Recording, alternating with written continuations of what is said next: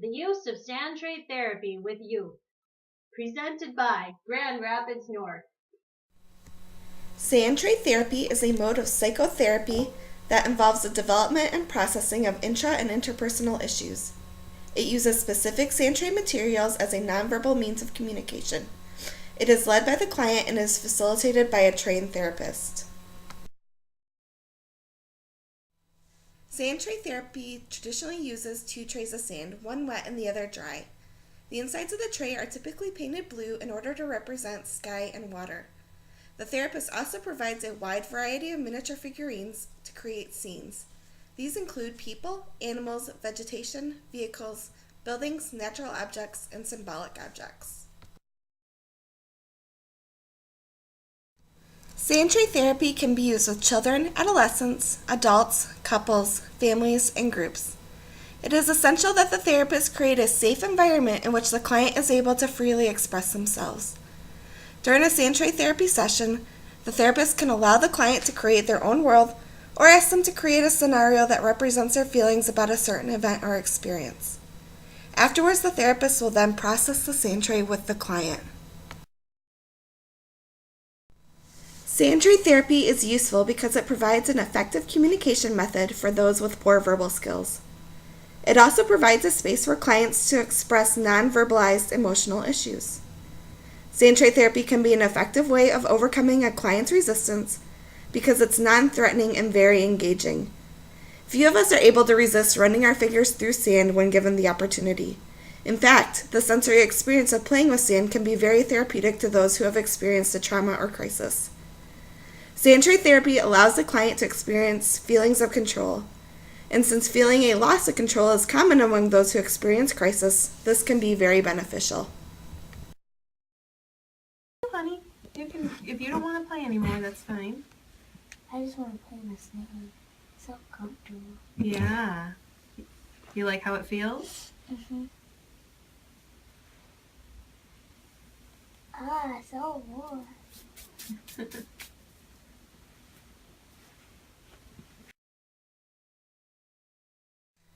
Margaret Lowenfeld developed the therapeutic use of sand trays and miniatures in the 1920s.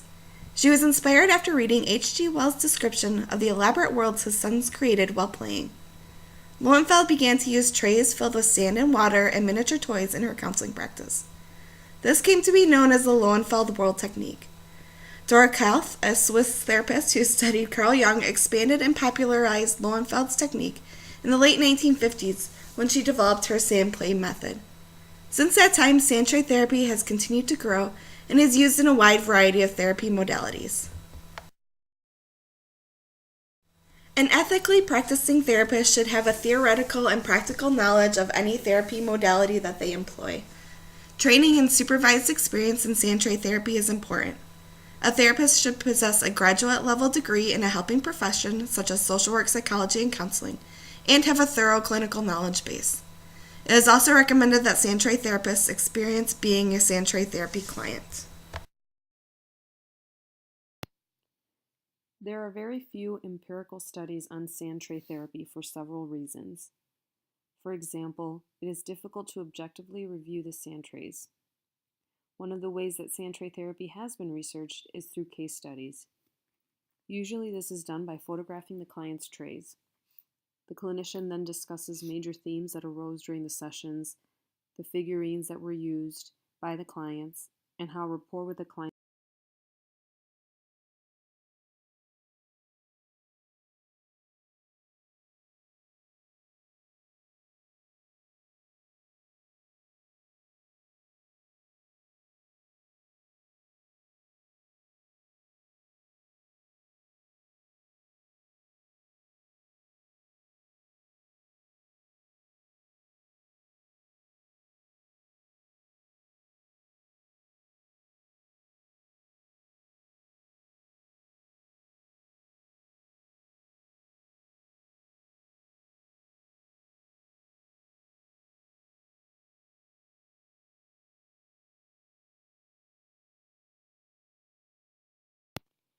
There is a perception that sand tray therapy is not truly an evidence-based practice, and that is due to the lack of empirical evidence.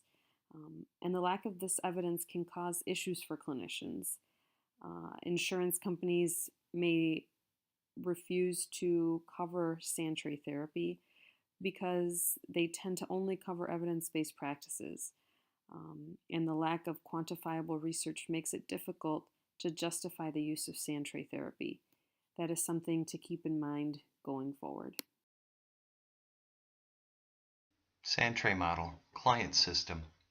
Beth is a 4th grade girl who arrived from out of state at the start of the school year when her parents found new jobs. Before moving, she had lived in the same neighborhood all her life and had an extensive network of friends and family. As the school year progressed, her parents noticed she was increasingly quiet. After winter break, she had episodes of crying and isolating in her room. She denied problems when her parents asked her what was wrong.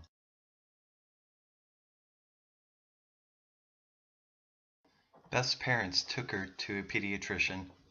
He informed them Beth was suffering from depressive symptoms. She was referred to a counselor and scheduled for a medical follow-up to see if medications would be needed with therapy.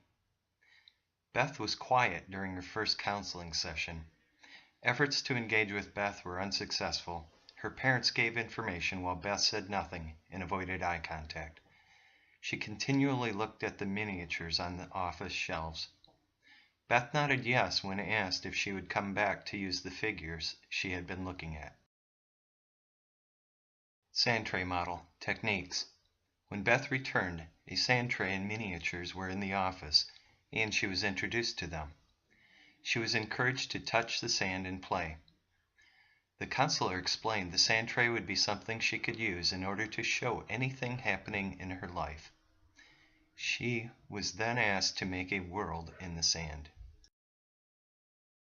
Sand tray model, creation. Beth created a scene in the tray. She selected several animals, a lion, a horse, and a tiger. She was allowed to work until she stopped. The therapist observed the process Beth used and the resulting scene without speaking. The therapist noted aspects of Beth's choices in figures and in layout. Homeyer and Sweeney indicate one must listen, observe, and participate empathically and cognitively, thus sharing the act of creation. It's admittedly hard work to be fully present without talking, especially for those clinicians who have been verbally dependent in the therapeutic relationship. Sand tray model, post-creation. The counselor then invited Beth to discuss the tray by asking what title she would give to this scene. At this point, Beth began to open up. She titled it, "The Lion Learned a Lesson." She described the lion as having made fun of another animal and how that made them feel bad. Later, the lion was made fun of and did not like it himself. Beth began to discuss feelings of sadness to have moved from her friends, her neighborhood, and family. She was unable to make new friends at school. Additionally, she was being bullied by several classmates. Before she left, they took a picture of the tray as a reference point for their next session. Sand tray model, Beth's resolution. Beth's parents were made aware of her losses and the classroom situation. They shared this with the teacher and school social worker. Beth agreed to a once-weekly social group lunch facilitated by the social worker. Beth was able to make friends, and the bullying from classmates was addressed as well. Beth attended 2 more sessions, making subsequent scenes which were discussed. They compared all scene pictures as closure for termination. Beth returned to the pediatrician, and because depressive symptoms were significantly reduced, there were no medications prescribed. What are thumb animals? They're thumb animals. Do I gotta use them on my thumb? You can use them however you want. Ain't this the king of the jungle, right? Do you think it's the king of the jungle? Yeah. Okay. I'm gonna use this.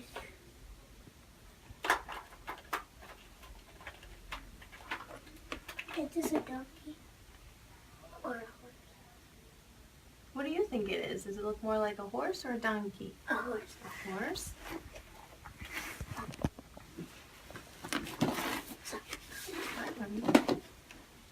One day, they was just in the zoo waiting for some people to come, and the lion was making fun of the horse because of the size, and he wasn't king of the jungle, and nobody really came to visit him. So the lion was making fun of him, and one day,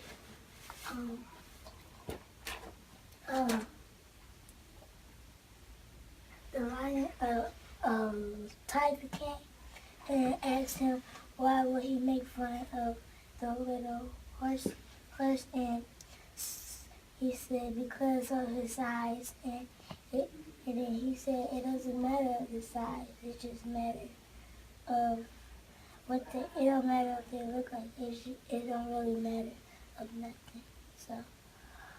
So the tiger kept on asking him, and he didn't say nothing. So the lion just walked away. Oh. And so the little horse was sad. And one day, a bigger animal made fun of him, and he was sadder. He was sad. And so the tiger came back and said, now you see how it feels when you get made fun of?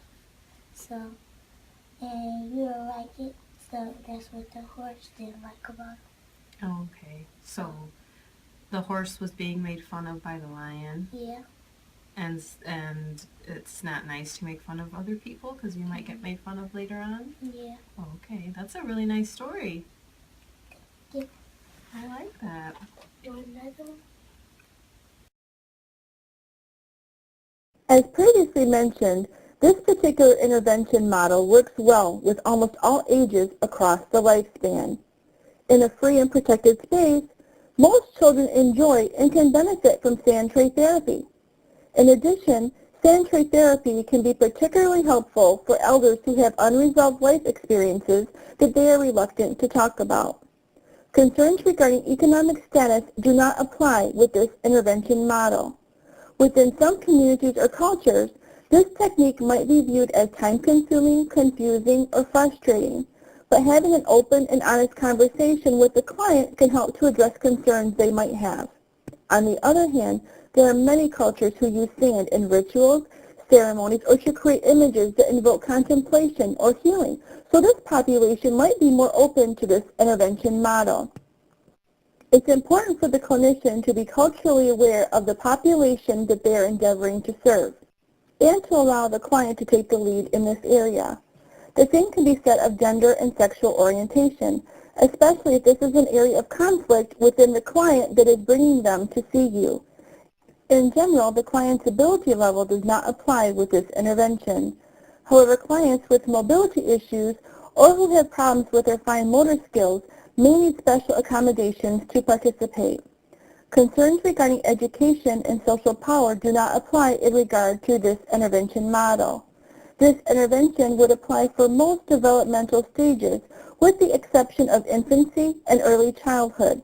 It's important to note that this should be assessed on a case-by-case basis, and developmental delays would need to be taken into consideration for children whose real age is older, but they are developmentally within the toddler age range.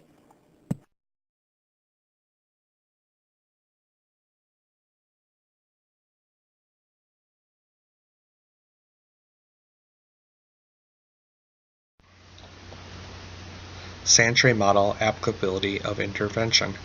The sand tray model is an experiential model. We see positive outcomes utilizing this model, especially when we look at family group therapy for adolescents who are suffering from substance abuse and/or chemical dependency. We also find this model to be successful working with adolescents with high level of activity and interest in fitting in. These adolescents tend to be the ones you would typically find in residential treatment centers, group homes, or alternative schools. Lastly, this model has shown great success with children who are experiencing socialization problems. These children may be verbal or nonverbal in nature. Sand tray model strengths. What we notice of the sand tray model, it has a multitude of strengths. One, it creates concrete representations of the issue. It allows for the clients to be able to express themselves in a concrete fashion through the usage of symbols and representation throughout the sand tray. It also allows clients to work on the issues without verbalizing it. This is a non-threatening approach. They're able to use their expressions and be able to do so without verbalizing the trauma or the issues that they're currently experiencing in their life. It allows the client to have control over their own sand worlds. Basically, it allows the client to share or verbalize when they determine they're ready and not feel threatened by the therapist or practitioner to share before that point in time. It also circumvents initial resistance of the therapy. What we've seen in the adolescent population is that they tend to be resistant to traditional talk therapy or typical therapeutic interventions. What this allows them to do is be able to come in and be able to early on engage through the sand tray and the symbols. This allows for the therapist to have greater strides and successes in the therapeutic intervention due to developing a relationship and rapport with the client earlier on. Sand tray model strengths. The sand tray model creates a multi-relational approach to the healing process. It also allows the parent and counselor each to have an active role in the therapeutic relationship when they're working with the child or adolescent. In a group approach, the sharing of participants' sand tray enables a collective healing process.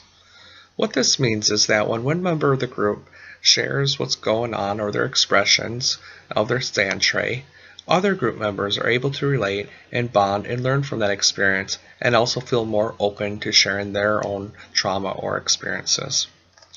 The sand tray is a catalyst for decreasing defenses and expressing painful feelings. As previously referenced, this model allows for the clients to feel more open to expressing their feelings. A lot of these feelings may be painful in nature due that they're rooted in trauma.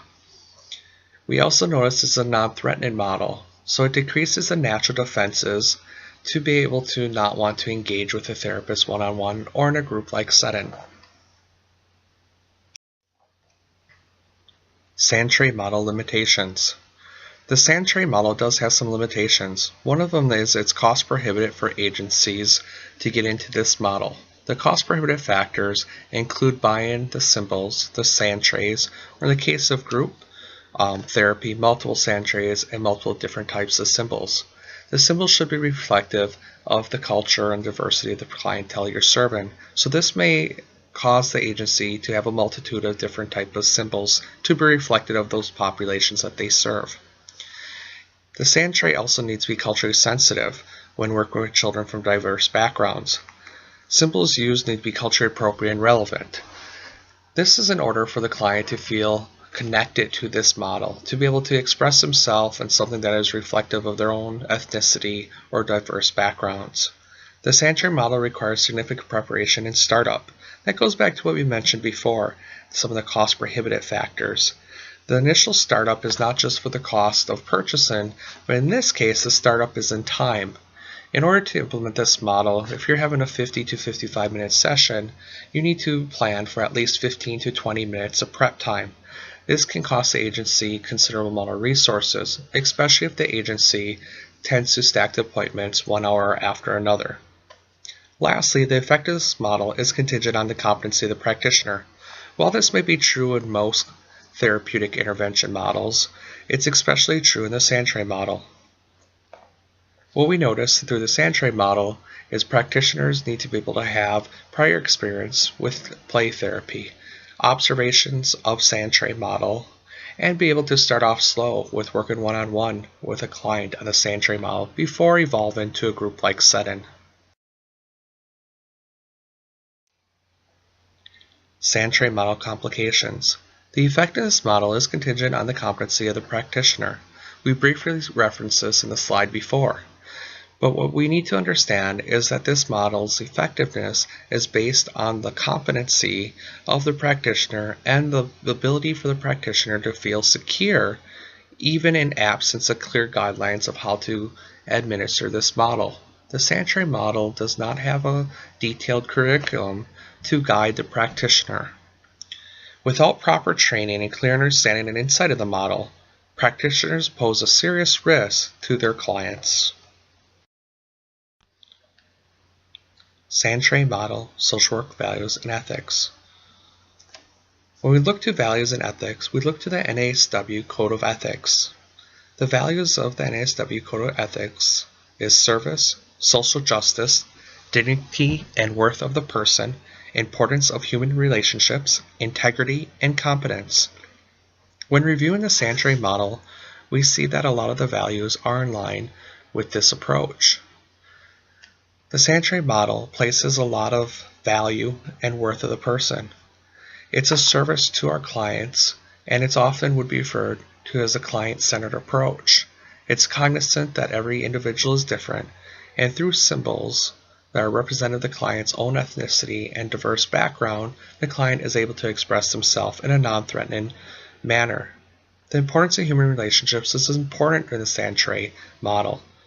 The practitioner respects the client in their ability to express himself through the Sand and the symbols without pressuring for verbal communication.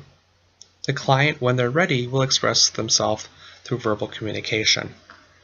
The integrity and competence of our values in the field is directly also related to the integrity and competence of our practitioners in implementing different therapeutic approaches, such as the Sand model. What we know is that the practitioner needs to be competent in this model and feel comfortable prior to administering this model. Their own integrity should guide them prior and make their decisions on whether or not this is the right approach for the client, and that they have the necessary competencies and skill sets to implement and administer this model successfully. Our ethics also help us in guiding our decisions, whether or not Sand model is the correct approach, and whether or not we're competent to be able to administer this approach. First and foremost, commitment to our clients. We need to identify and determine what is the appropriate intervention and what intervention will yield the greatest results, with the client's consent and with the client being comfortable with such approach. We as practitioners need to realize that if we do not have the competencies in a certain approach that would best meet the client's needs, we should refer out to a competent practitioner who can meet the needs of our client. This goes back to the competence, value, and ethic. Lastly, cultural competence and social diversity. We as clinicians need to be culturally competent and respectful of social diversity. In the Sand model, it does both. It highly recommends to use symbols that are reflective of the client's ethnicity and diverse backgrounds. This allows the client to express himself in a manner that is comfortable for them. Sand tray therapy can be an effective treatment modality for youth who have experienced trauma or crisis. This treatment modality has been shown to be effective with children, adolescents, and family or group therapy. This can provide a powerful sensory processing tool for those without the ability to verbalize their experience. Sand tray therapy can be used with culturally diverse populations, provided adequate attention has been given to the cultural relevance of the symbols used. The multi-relational approach can aid in an active healing process. Through its expressive and interactive qualities, Sand tray therapy can provide a unique window into the world of a client.